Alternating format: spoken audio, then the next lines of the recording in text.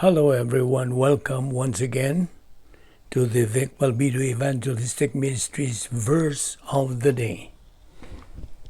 Romans chapter 1 verses 19 to 20. Verse 19 says, "Because that which may be known of God is manifest in them, for God hath shewed it unto them." Verse 20, "For the invisible things of him from the creation of the world are clearly seen, being understood by the things that are made, even his eternal power and Godhead, so that they are without excuse."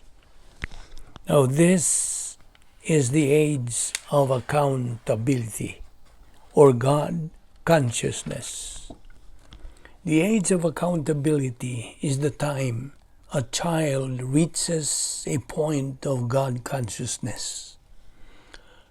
God consciousness is when a person recognizes the possibility of the existence of a supreme being that is something or someone beyond themselves.